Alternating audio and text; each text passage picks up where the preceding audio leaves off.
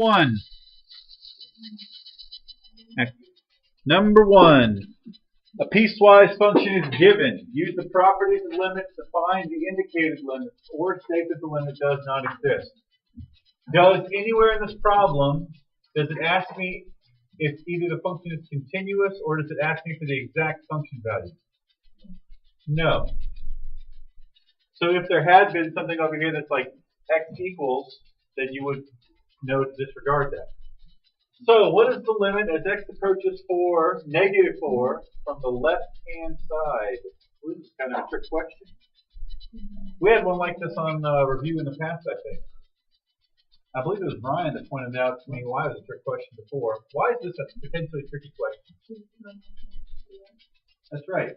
It's asking the limit at negative 4 in a different place that the piecewise actually splits. This is a trick because you only actually need which function? You only need the top one, because negative 4 is less than 0. So, if I plug negative 4 into this, what's my limit? 11. And since it's going to be the same function all three times, that would make it C. You plug negative 4, technically all three negative 4s, into the top function, because negative 4 is less than 0, and you get 11.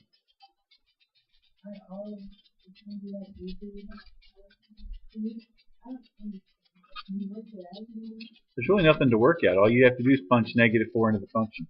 Now, one thing that most likely on your test, it won't say negative 4. Most likely the one you'll have will be, let's say these had all said the limit as x approaches 0 from the right, left, and overall.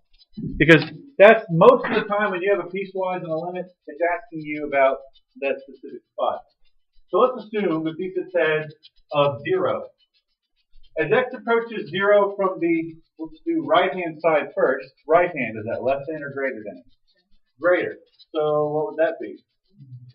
4. So this one would be 4. What about from the left? Less than 0. Negative 5. So it would be negative 5, 4, and what would your overall limit be? Does not exist. Why? Because the numbers don't match. So if it had been like that, it would have been D. From the right, well, technically A, because I wrote it in the wrong order. 4, negative 5, and does not exist. Limits. Less than is for the minus, greater than is for the plus. That's assuming it's split at your breakpoint. To the original question or to my hypothetical question? The original is C. Because as x approaches negative 4 is less than 0, so we just plug negative 4 into this function. Negative 4 squared is 16, minus 5 is 11. And you're going to get 11 as you plug in all three of these.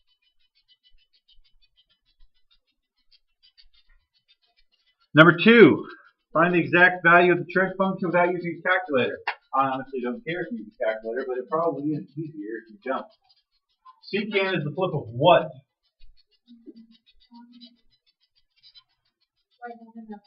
Cosine. Who has their unit circle in front of them?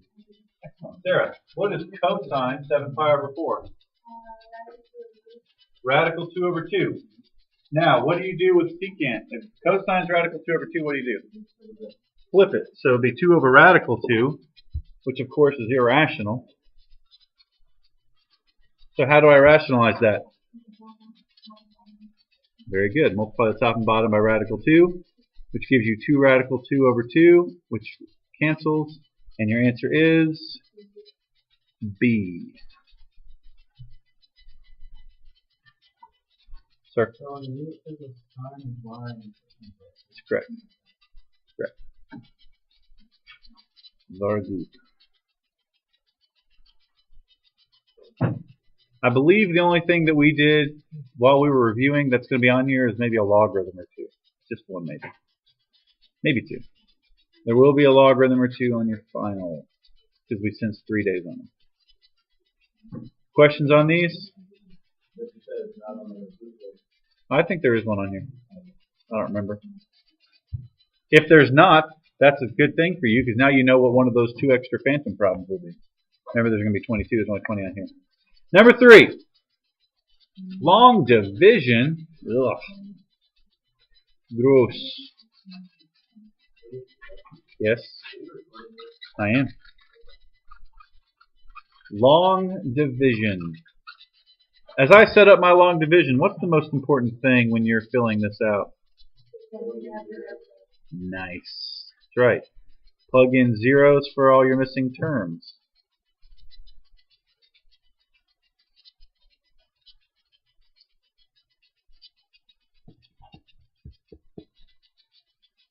What is 6x cubed divided by 3x?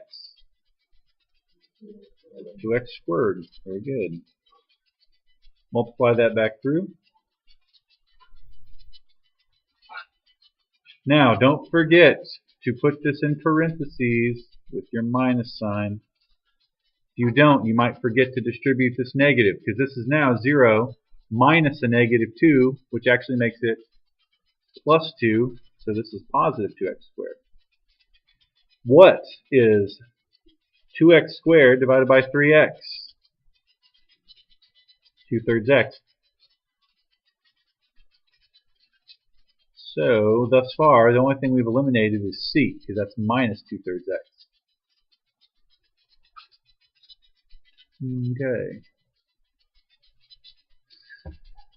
Right, multiply that back through. You get 2x squared. 2/3 x minus 1, bless you by the way, is minus 2/3 x, parentheses, minus. Okay, 0, bless you. 0 minus a negative 2/3 is positive 2/3. What is 2/3 divided by 3? 2/3 x divided by 3x. That's right. Positive 2/9. Bless you again. So multiplying that back through, that becomes 2/3 x minus 2/9. The minus 2 drops down. Negative 2 plus 2/9. Yuck. Well, what is 2 in terms of ninths? 18. So negative 18/9 plus 2/9. Will that be negative 16/9? So come back up. Which one has a remainder of negative 16/9? A. Very good. Now, if you're wondering why it looks like that, remember, you're always supposed to put your remainder over your original divisor, which in this case was 3x minus 1. And by it being negative 16/9, negative 16, and then they just tack the 9 on the bottom, which is 3x minus 1. Long division.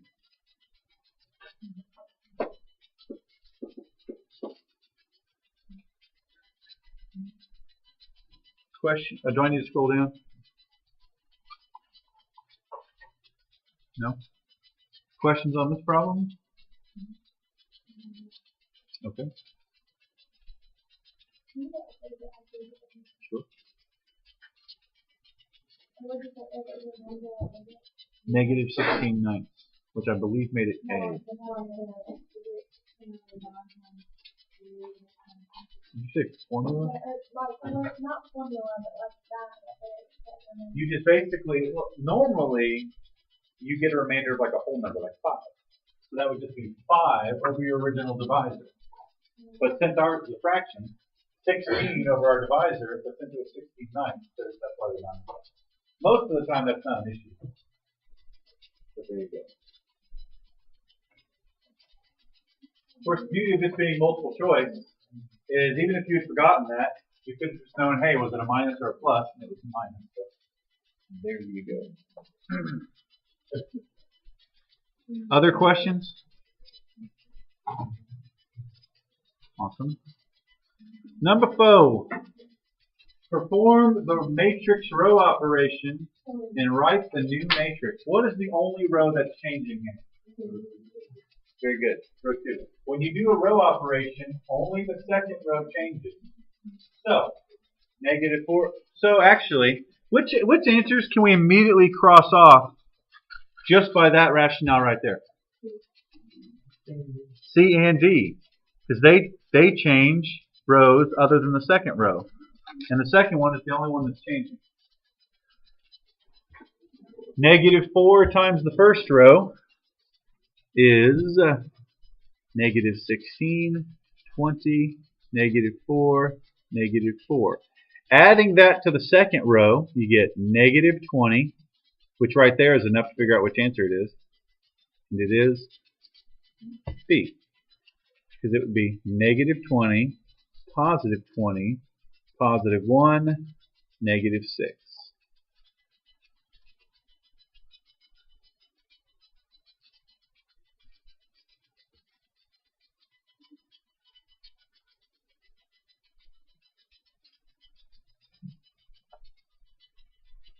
Questions on that problem? You can use your calculators on this test. I know some people know tricks with the matrices and stuff, and if you don't, you maybe want to talk to one of those people and become friends with them, so they will show you those tricks. I'm going to do my best not to use a calculator on this, though, because you really don't have to have a graphing calculator to do almost any of this until we get to the trig stuff. And I think you don't have to worry about parentheses and everything if you don't use one.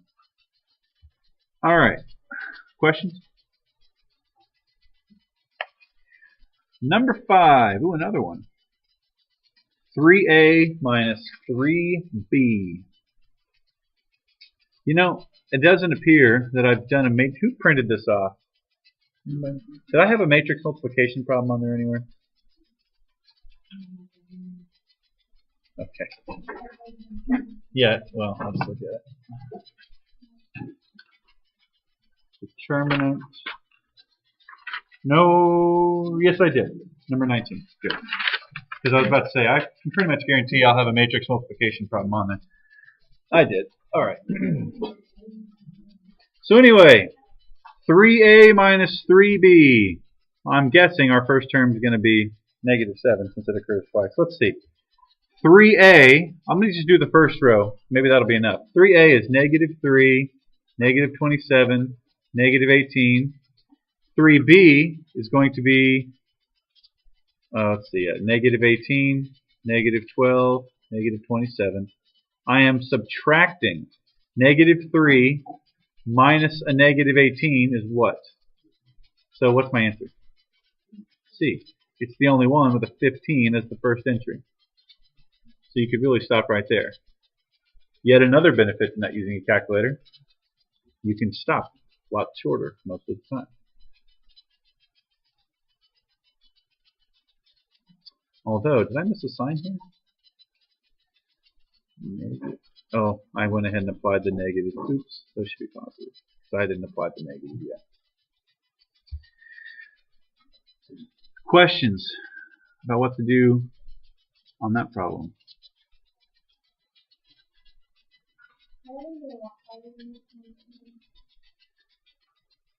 I will say, it may not seem like this, but when I make these tests, I make the review and the test at the same time. And normally I'm like, hey, there's two problems that are similar and I'm going to put one on each. Normally, I try to put the harder one on the review. I really do. I can't make guarantees, but normally I do. Questions? Alright, 6 you are going to need a calculator for. The rectangular points are given. Find the polar coordinates. To convert rectangular into polar, and I'll tell you what, we'll actually do both, because I don't remember which one I gave you. To convert rectangular to polar, you need two things. Who remembers what those are? You need the radius and theta. That's right. Polars are theta. Now you have to remember, a rectangular coordinate does what? It gives you an x and it gives you a y, correct? And what is the radius of r theta? Isn't the radius just the exact distance? What did you learn in geometry that might help you right here? Pythagorean theorem. To find the r of a polar coordinate, you just take the two rectangular coordinates and plug them into the Pythagorean theorem. A squared plus b squared equals r squared. So 16 times 2, 16 times 2, what's that going to end up being? 8. So I can immediately assume it is not C or D. Now all I need is the angle. Now, there's two ways to find the angle. I would definitely, on a multiple choice, just use common sense here. Eeny, meeny, miny, Latifa, what quadrant is that rectangular coordinate going to be in? The original point that it gives you, what quadrant is that going to be in?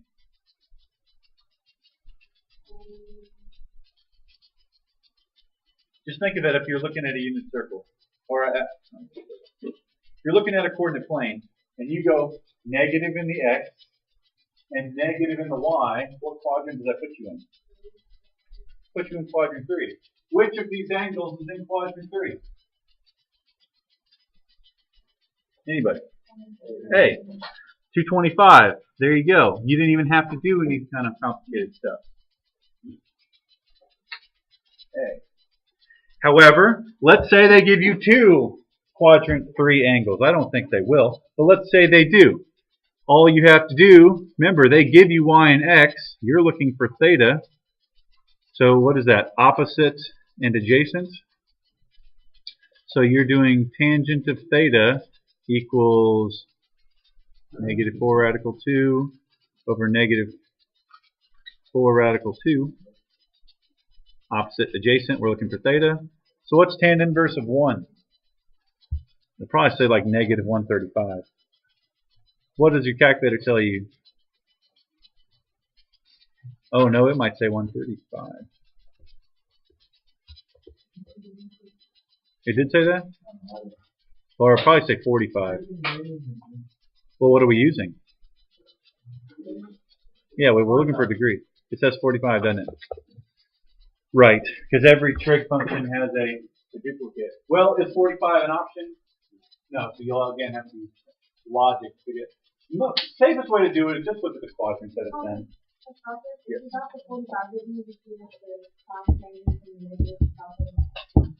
You would, except they didn't actually do that. They didn't. I see what you're saying. Yeah, that's what we did in class, right? We just said, well, how about just make it negative 845 and everything was happy. But they didn't do that in your option. So, yeah.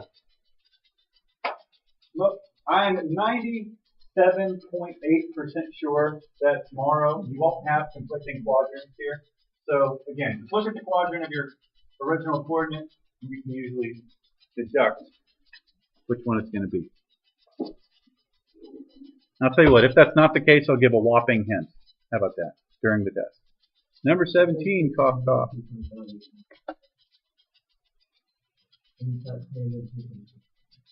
Tangent of 45 is 1 as well. That's why I gave you that. So you're going to have that conundrum. Questions? Oh, I also said we were going to do one polar to rectangle, just in case they give you that instead. Polar to rectangle is much easier. Let's say it gives you a polar coordinate of negative 4, comma, I don't know, 170. To convert polar to rectangle, you just need these two formulas. Because rectangular coordinates have x and a y, right? Who remembers this formula? It's r cosine theta and r sine theta. Now, Ryan asked a good question a second ago. He said, do we need to be in radians or degrees? You're probably going to have to bounce back and forth all tests. But what you'll need to be in should be evident by the problem. What do we need to be in on this problem? Degree. What if it said negative 4, 7, 5, or 6? There you go.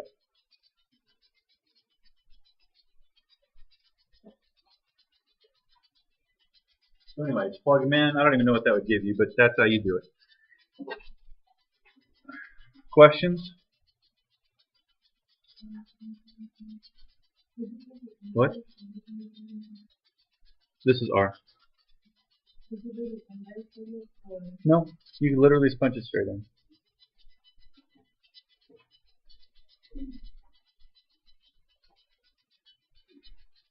Alright, any questions?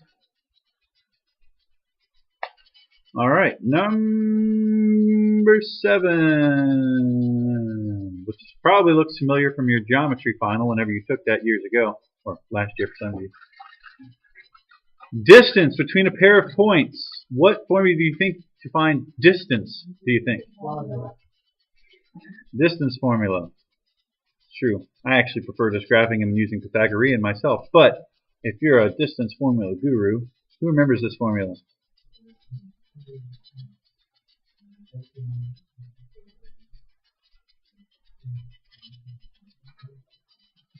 Muy bien. So, punch them in. X2 and X1. Doesn't really matter which one's which. Y2, Y1. Negative 2 squared. 4. What?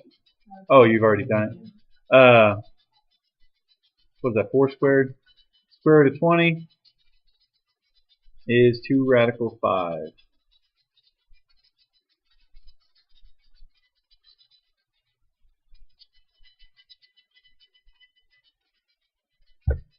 D.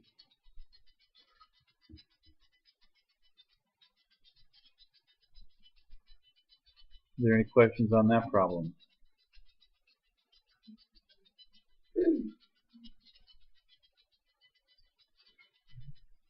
Tell you what I'll do, so that you guys don't have to go back look through every formula in the book.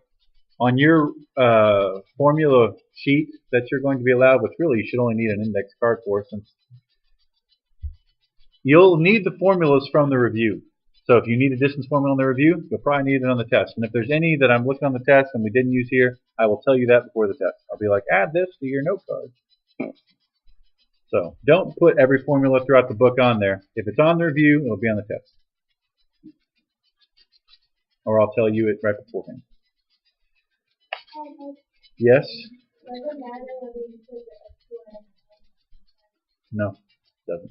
Normally, I would say be a stickler for protocol, but because it's squared, then it won't matter. Because one would give you a positive, the other would give you a negative, but when you square it, it just goes away anyway. Alright, determinant. Now, I believe that Mr. Cox taught you this. I'm going to show you the way he taught you, and then I'm going to show you another way, which if you looked in the book on how to do this, it showed you the other way, probably. The way Senior Cox taught you was the minor method. Pick a row or column, like this one. Then we 2, remember plus, minus, plus. So 2, 4, 5, minus in front of the 4.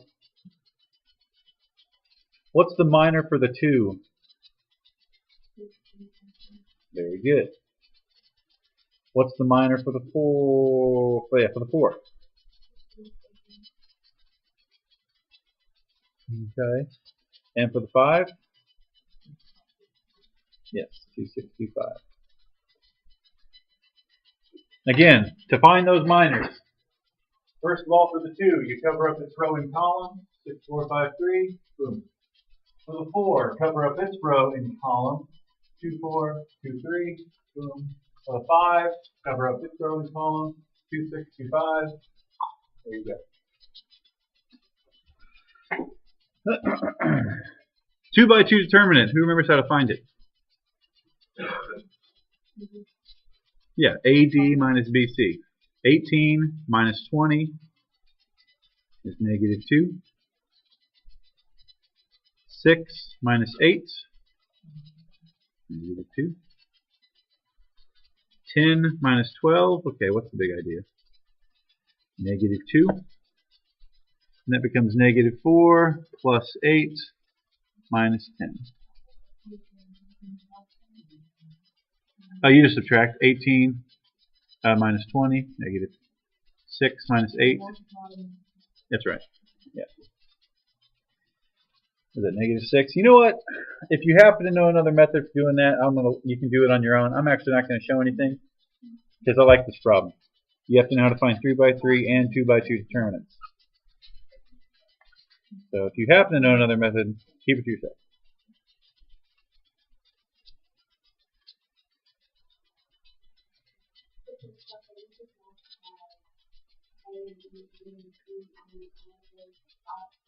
Subtract them. The actual formula for a 2 by 2 determinant is AD minus BC.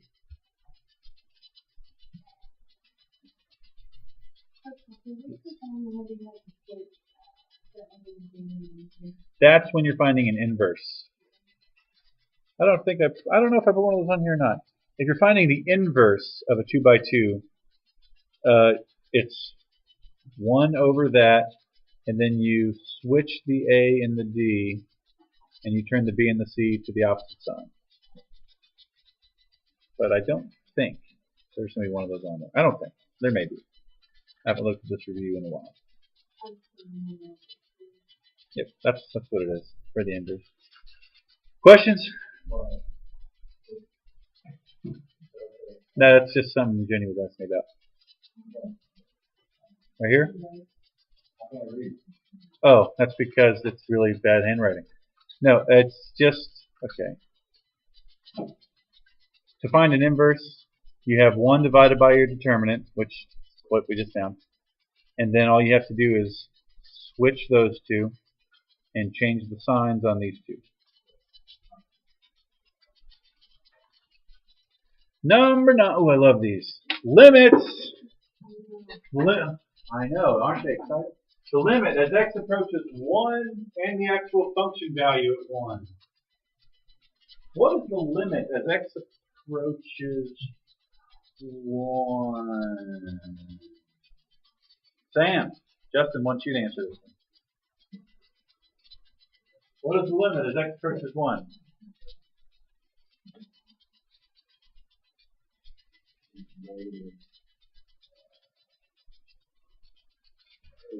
That's right, -3. As you approach 1, you get closer and closer to -3.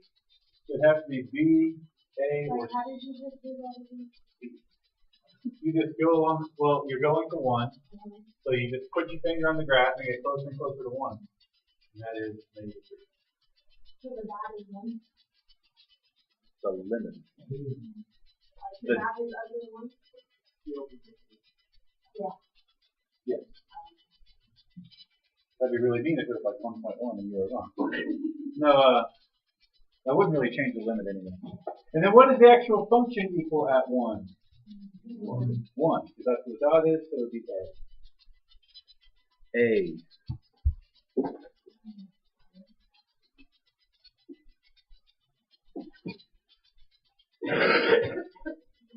Whew. That sounded juicy. F of 1, just go to 1 and look for the actual function value. Where is there a point? Yeah. Now, like, what if it said the function value at -1? Well, you would just, since there's no break, it's just right there. Questions? Correct. That's correct. Now, let me ask you this. What if the question had said, is this function continuous at 1? No. The way you know if it's continuous, if you're looking at a graph, you know a function that's continuous. If you don't have to ever pick up your pencil to draw it, it's continuous. If you have to pick up your pencil to draw it, it is discontinuous. Yeah. That's why on all those problems, remember all those piecewise, people would be confused about when you do need the equals and when you don't. For the limit, we don't really care about that. But if you're talking about continuity, now you do care about it. That needs to be here if it was going to be continuous, which it's not. Number 10, solve the right triangle. I didn't read the directions properly. Solve the left triangle. Now, we have all 3 sides. What do I have to use? Nice. Law of cosines is correct. Law of cosines is correct. Really, Ryan hit the nail on the head. You could really just use logic to figure this out. Which angle has to be the biggest? Angle A has to be the biggest. B is second biggest. Yes, you could. I can't promise you that's going to work tomorrow, so we're going to go and figure it out anyway.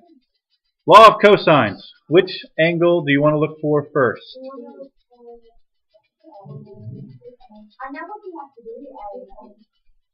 Let's look for A. So, the formula.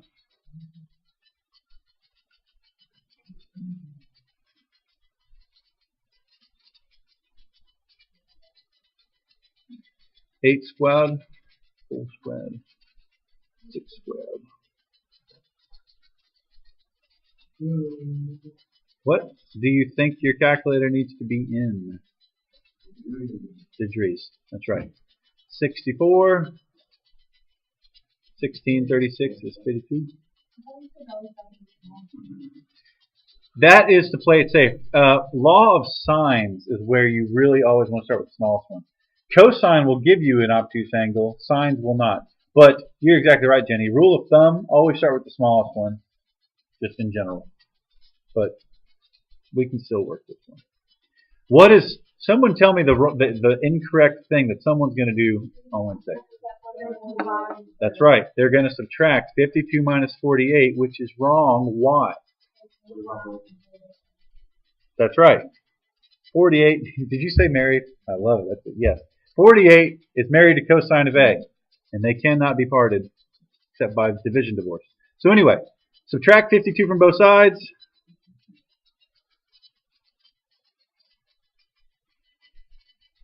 Divide by negative 48.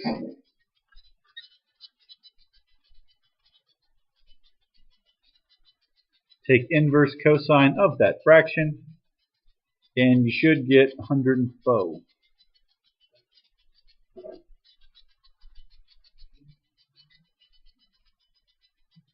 Nice.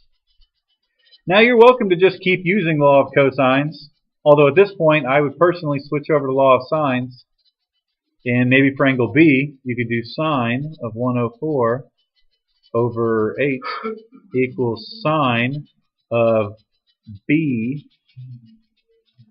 yeah, over 6.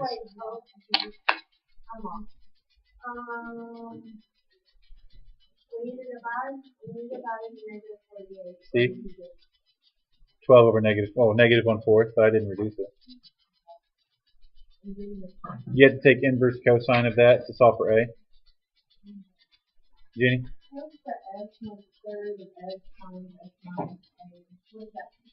That's the area. If it had asked us for the area, that's what we'd use it for. And you can only use that if you have all three sides. Right, okay.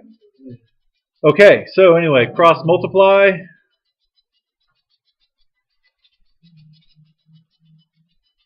Well, okay. These start by 6.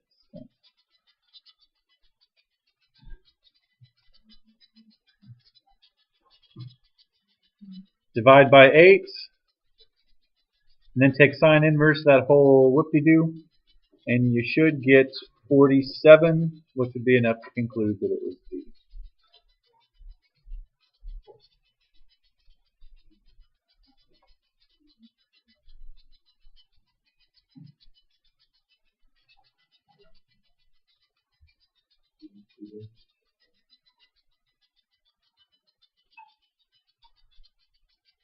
Questions?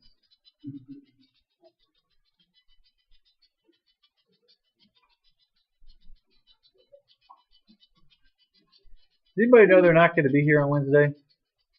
Sweet. Good. The late finals are a hassle. All right, especially since I'm moving. Okay. Number 11. Can I take this off the board? Number 11. Now, I'll tell you right now, on your final, I'm probably going to have one where some of the answers are imaginary, because unless you have a TI Genius calculator, your calculator won't give you imaginary roots, and I'd like for you to be able to know how to do this. So, who remembers how we're going to find these zeros? That's right. You got to find 1, divide it out, and then use the quadrant. You will use synthetic, and after you divide it out, you're going to use quadratic equation. Now, don't reinvent the wheel here. It's going to be one of these 4. I mean, the answers are right there in front of you. So let's either try, of course, this one. This one, once you find the first one, you're done because they didn't repeat any. That won't be the case tomorrow, I guarantee it. There will probably be like two that are the same, and then you'll have to do the quadratic. So we're actually going to solve this thing all the way out.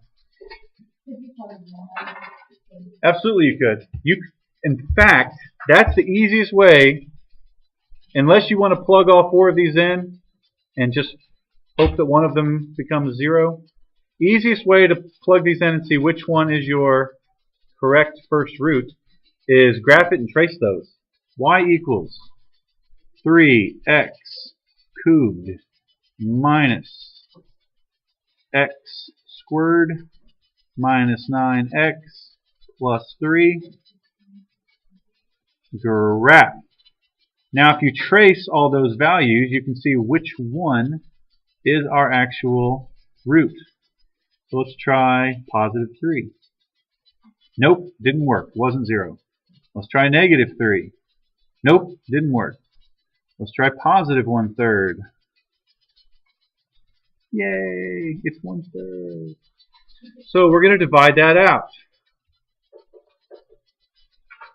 Do I need to put something back on the board? Nope. Synthetic.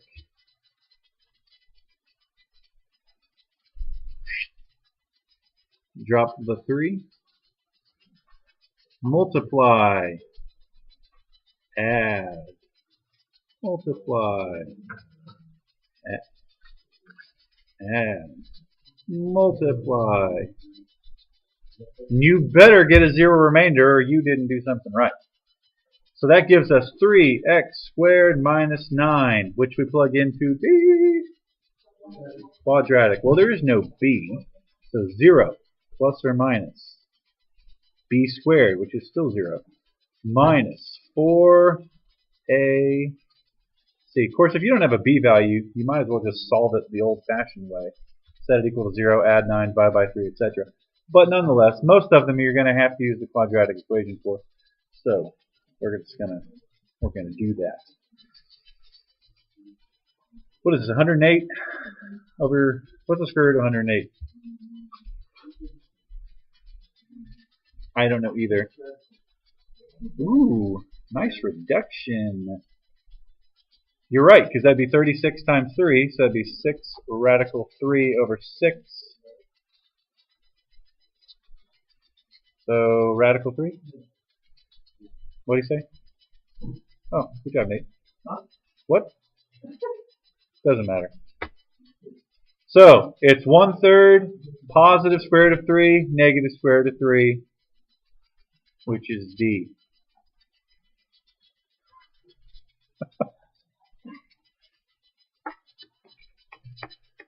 Oh, wait.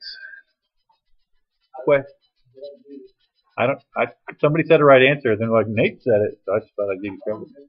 Awesome. It's very noble of you to admit that.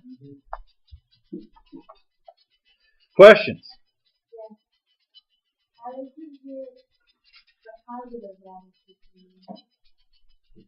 Wait, is there supposed to be a equal sign between the partial minus and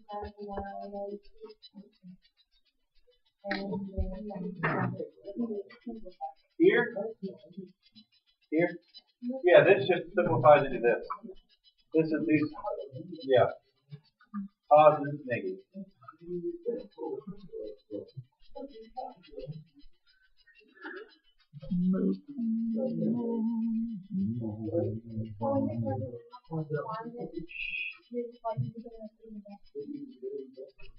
No. You're looking to find which one equals 0. That's the actual root. Yeah. No, the only reason that was repeating decimals is 1/3. All right. Number 12. Ooh, we just did these. Yay. Yeah.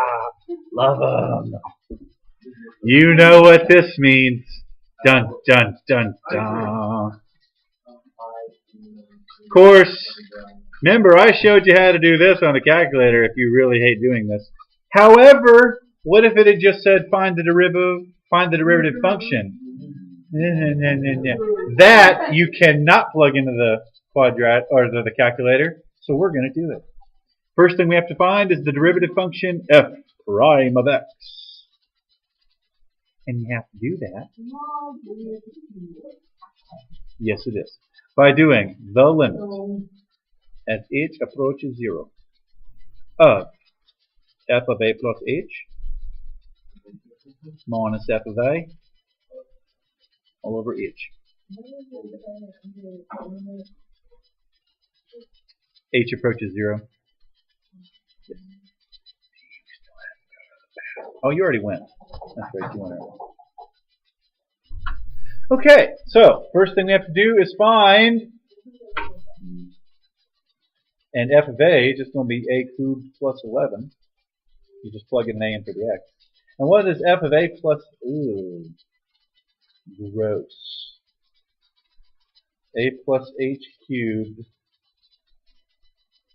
What's the mistake that a lot of people are going to do? They're going to do a cubed plus h cubed without actually FOILing. You have to a plus h this thing times itself 3 times.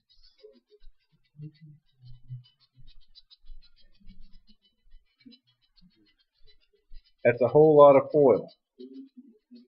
So, the first two, you FOIL them. You get a squared plus 2ah plus h squared. And you still have another a plus h to deal with. A cubed.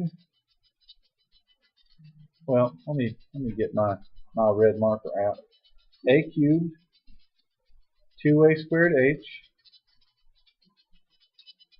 plus ah squared plus ha squared. Sorry, lost my train of thought for a second. Plus what? Oh, well, oops. And I appreciate that. I'm sure they do too. These are the same. I did write them in a different order. I apologize. Combining like terms. That's a cubed. I have 1a squared h. Oops. I'm sorry, I have 2 of them and 1 of them. So that's 3a squared h's. 2 here, 1 here. Then I have 3ah squared.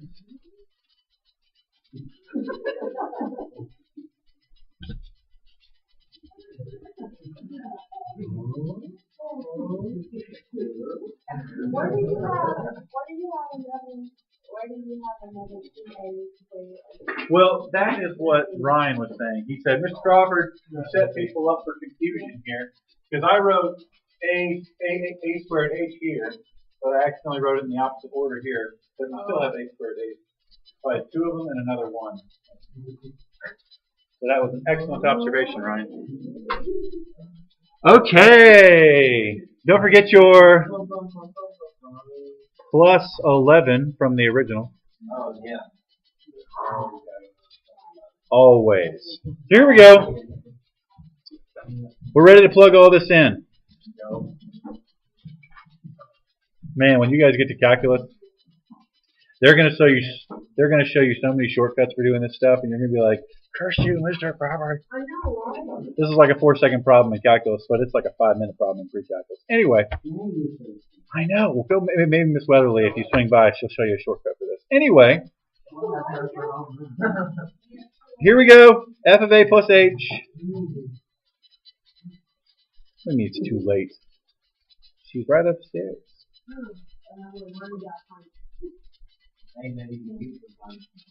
You can do it for the final. Minus f of a all over h.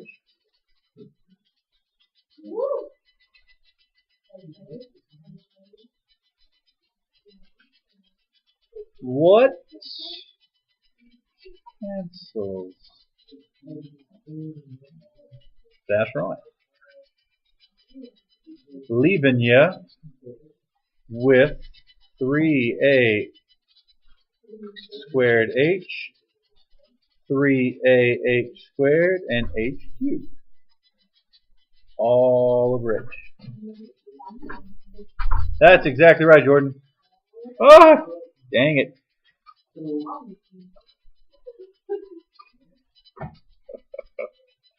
Okay. Very good. Let's take out an h. That'll leave us with 3a squared, 3ah, and h squared. Make those h's battle to the mutual death. Then you have limit as h approaches 0 of 3a squared plus 3ah plus h squared. What happens? You plug in 0 for h, therefore everything goes away except the 3a squared, which makes your derivative function. Wasn't that whole process fun? Yes, my apostrophe keeps blending in with my parentheses. Just one. Just one. I think. Then you go all the way back to the top and you're like, hey, plug in the 9. So you go back down to your function. F prime of 9 is 3 times 9 squared is not 75. I believe it's 242. Is that right? D. Excellent question. It'd be 81 times 3. Exponents come before multiplication. 2 floor to 3. This is a time test, by the way, on Wednesday. I mean, you have the duration of the class. There's no staying after. You have 1.5 hours. Yes.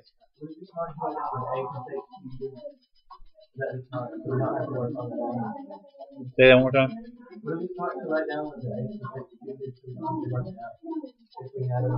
Yeah, that would be smart. Work out. Well, yeah. All right, moving on. We're losing focus. Thank you. All right, we're wasting too much time. We have 35 minutes. We have only a third of the class to do a third of the test. It's not a safe ratio. So, we need to pick it up. Less chitter chatter between problems. Solve the triangle. Well, I would draw myself a triangle first. Now notice, if you draw your own triangle, it will not be to scale.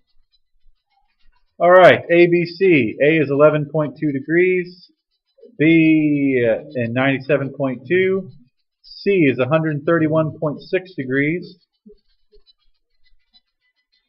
What do we have to use to solve this? Law of sines. Sine of 11.2 over 97.2 equals sine of 131.6 over C. It looks, well, I'm betting we get 374.2 for C, since it's the only one that occurs more than once. Cross multiply 97.2 times sine 131.6 equals C times sine 11.2. So divide by 11.2, or sine of 11.2, excuse me. Somebody punch this in the old calculator, see what you get. 374.2? Dang. Means we have to solve for B.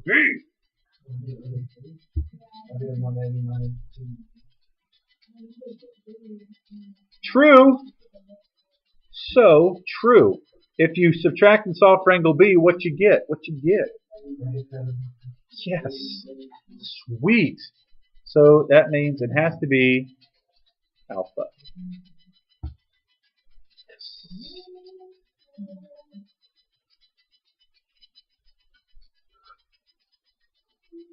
And if that hadn't been usable, you would then have to just use law of sines again, which would be redundant, but you'd have to do it. Questions? Also, if this video is too long, it won't condense right. So we really need to go. All right, find the general term of the geometric sequence. Now, I will tell you this. I'm not promising you that you won't need the general of the arithmetic and the sum of the... Just have all your geometric and arithmetic sequence formulas with you. General term for a geometric A sub n equals A sub 1 times r to the n minus 1. I'm only doing it so to save time. Times r to the n minus 1. So A sub 11 equals negative 5 times negative 3 to the 10th. I just plugged in my A1, my R, and my N.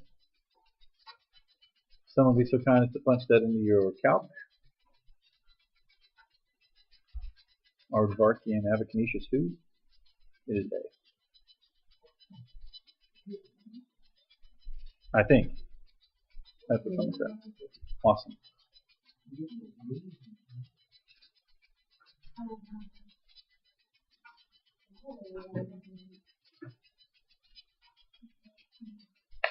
$15. Well, I think the last ones go a little quicker. Use the definition of continuity to determine if f is continuous. What is the only thing we have to do here? Plug in the value. Yeah, if you plug in 0, what do you get? Is anything over 0 continuous? No. If you plug it in, you get something that's actually a number, or even 0 itself, it's continuous. If you get anything over 0, it is bad. Very bad. Sure. 16. Secant of theta. Secant is the flip of cosine. So, first thing you want to do is find your hypotenuse. A squared plus b squared equals c squared. I trust you can do Pythagorean theorem. Cosine of theta is adjacent over hypotenuse, which would be 2 over radical 13. Flipping that for cosine would be radical 13 over 2. B. I did Pythagorean theorem with the 2 and the 3. Well, I just don't want to draw it out. I don't want the video to go like too big. So I'm trying to fast forward here. Apologize. Questions? 17. Find the inverse. Who remembers how to find an inverse? Marco technically answered the question correctly by saying, I do. X equals the square root of y plus 8. Switch your x and your y and solve for y. Square, subtract, very good, y equals x squared minus 8, and that is your inverse C. Charlie's corn cobs. I don't know. 18. 17. Okay. 17, 18. Dot product. All you have to do is multiply the i's, multiply the j's, and add those folks together. Negative 4 times negative 11, 44. 4 times negative 6 is negative 24. Add them. A.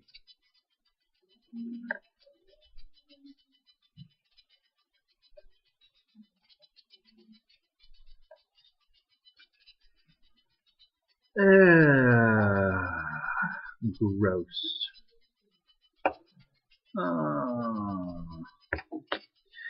So, I'm going to do AB, and then you'll have to finish this problem on your own if AB works out to be.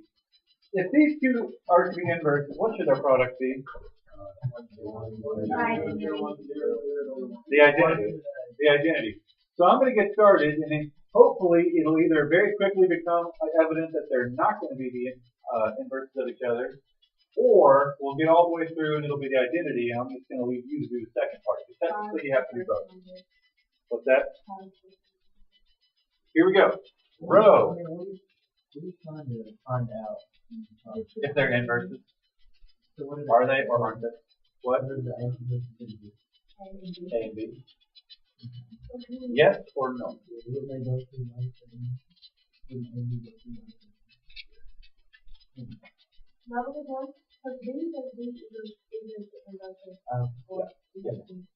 Okay, so first we're going to do AB. Row, column. 2 plus 3 is 5. Plus 0 is 5. Yes! Is 5 part of the identity? Sweet! We didn't have to spend 10 years on this problem. Not the inverse. Hopefully you'll have that same luck on your test. Yeah. I chose these at random, okay? We had to get the identity, right? Isn't that how we know? Well, we did the first row and the first column to multiply our matrices, and we got 5. 2 plus 3 plus 0. And 5 is not a part of the identity, so we knew right then they're not inverse. If it had been a 1, we'd have been like, dang it, we had to keep going. I really didn't. I made this last year. And I don't have a good memory as it is. Number 20. Last question. Find the sum of the first 49 terms of the arithmetic. Now remember, even though this one is the sum of an arithmetic, and the other was the general of the geometric, I'm not promising that won't be split. Okay, find the sum of the arithmetic. So you need the formula. Let me just take this elsewhere. Oh, look at all that space. It is sum of an arithmetic sequence is n over 2 times a1 plus an. Dang it! We don't have an. Darn it. We have to find it by using this formula.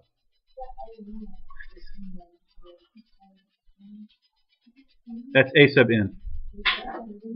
N over 2. A sub 1. A sub 1. Look, I don't tell you how to make your A's. I just encourage you to make them in this class. Oh, yeah, great joke. I sure did. Alright, anyway, first thing we have to find is A sub 49. What is what? This? That's A sub n. Ah, this should be A sub 2. It should be A sub n. Well, A sub 1 is 2. What is my n value? 49. Thank you. And 2. You're stealing my thunder, and I do not appreciate it. 48 times 2 is 96, plus 2, 98. So, now we're ready over here. S sub 49 equals 49 over 2 times A sub 1 plus A sub n is A. I'm going to leave that on the board, but I'm stopping the recording before it gets too long. Everybody hold your